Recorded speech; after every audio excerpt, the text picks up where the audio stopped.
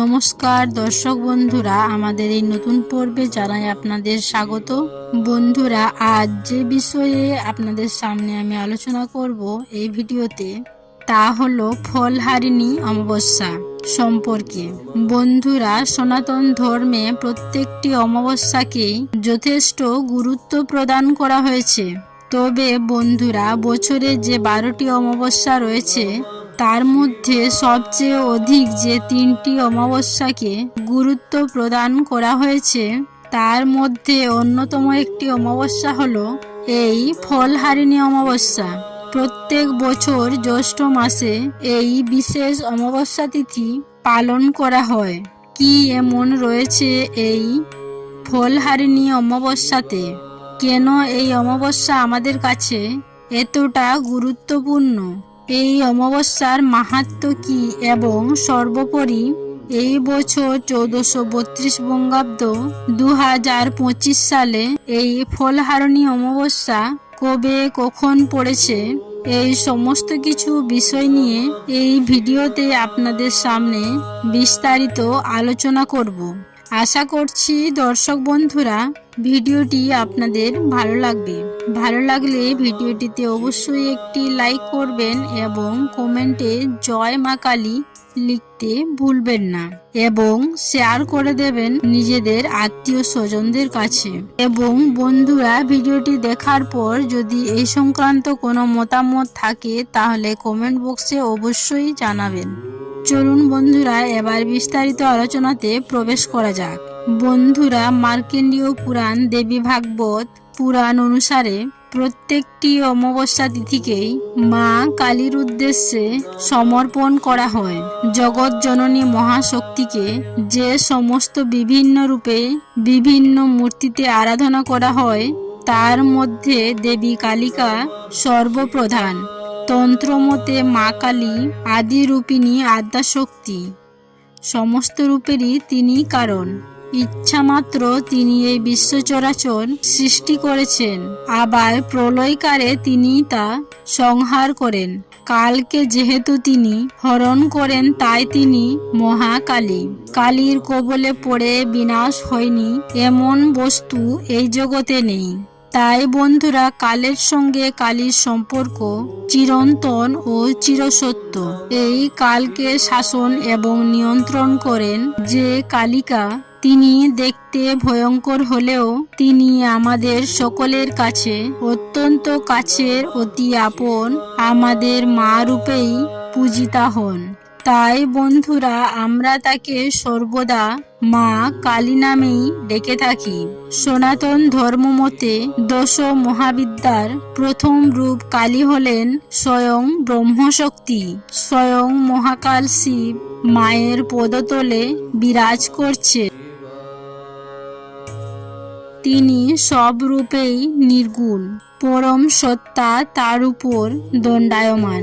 জগতের স্থিতি সৃষ্টি প্রলয় তার অধীন। আবার তিনি এই বিশ্ব ব্রহ্মাণ্ডের সমস্ত জীবের কর্মফল দানকারী। কর্মফল অনুযায়ী ভালো এবং মন্দ ফল তিনি মূলত দান করেন। মহাকালী তার একাধারে ভয়ঙ্করী ও অন্যদিকে অপার করুণাময়ী। বন্ধুরা, শাস্ত্র অনুযায়ী এই ফলহারিণী অমাবস্যা হল বছরের সেই বিশেষ দিন যে দিনটিতে মা স্বয়ং ভক্তদের সুকর্মের জন্য আশীর্বাদ প্রদান করেন এবং অন্যদিকে সন্তানের কুকর্মের জন্য অদ্ভুত অশুভ ফলের প্রভাব থেকে তিনি আবার সন্তানকে মুক্ত করেন। অর্থাৎ এই বিশেষ দিনে মা স্বয়ং যেমন সন্তানদের শুভ ফল প্রদান করেন, তেমনি তিনি আবার সন্তানদের অশুভ ফলও হরণ করে থাকেন। আর সেই কারণেই বন্ধুরা, এই জ্যৈষ্ঠ অমাবস্যার দিনটিকে ফলহারিণী অমাবস্যা দিন হিসেবে গণ্য করা হয়ে থাকে। আর এই বিশেষ দিনে মা কালী ফলহারিণী মাতারূপে পূজিতা হন। শ্রী শ্রী চণ্ডীতে এই বিষয়ে সাক্ষ্যতা প্রমাণে যে মন্ত্রের উল্লেখ পাওয়া যায় তাতে বলা হয়েছে, ঋষি মার্কেন্ডীয় স্বয়ং মাকে বলছেন, হে মহাদেবী, আমার মতো পাতকী কেউ নেই, আর তোমার মতো পাপহারিণীও কেউ নেই। এ কথা মনে রেখে যা ভালো বোঝো তাই তুমি আমার জন্য করো।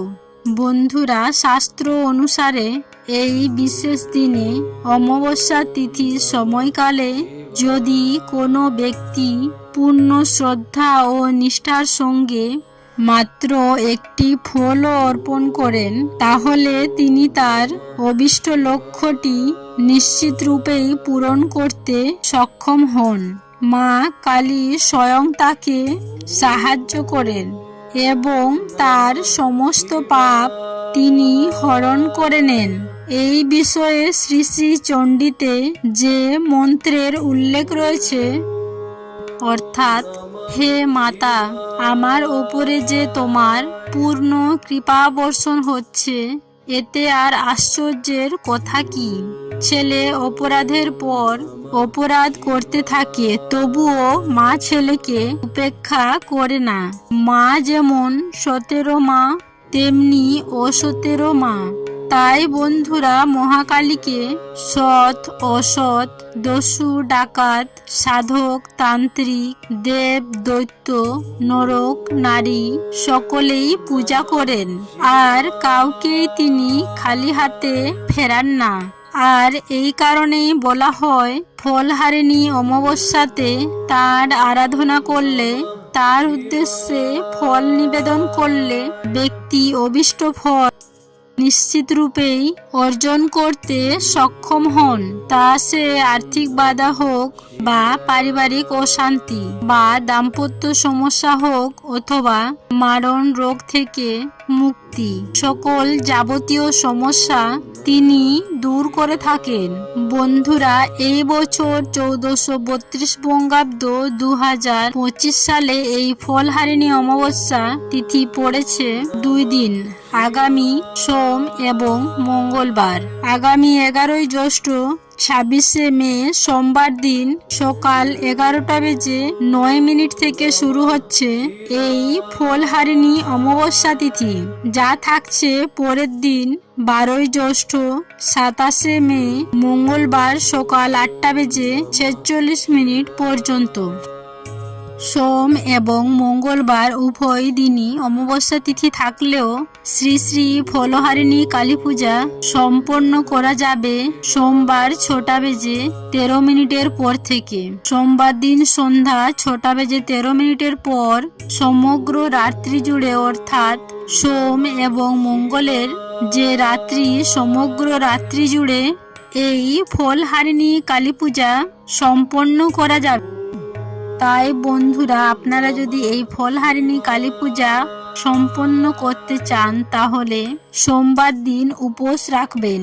অন্যদিকে যদি আপনি অমাবস্যা তিথি পালন করতে চান তাহলে সেক্ষেত্রে উদয়া তিথি মেনে অমাবস্যার উপবাস মঙ্গলবার দিন সম্পন্ন করা প্রয়োজন। যদি আপনি শ্রী শ্রী ফলহারিণী কালী পূজা সম্পন্ন করেন তাহলে সোমবার দিন অমাবস্যা যখন থেকে শুরু হচ্ছে এই সময় থেকে উপোস রেখে পরবর্তী দিন অর্থাৎ মঙ্গলবার দিন অমাবস্যা যখন ছাড়ছে সেই সময় পর্যন্ত উপবাস রাখুন। আপনি আপনার সামর্থ্য অনুযায়ী এই দিন নির্জলা উপবাস যেমন রাখতে পারেন, অর্থাৎ কোনো প্রকার ফল জল এ সমস্ত গ্রহণ না করে উপবাস রাখতে পারেন।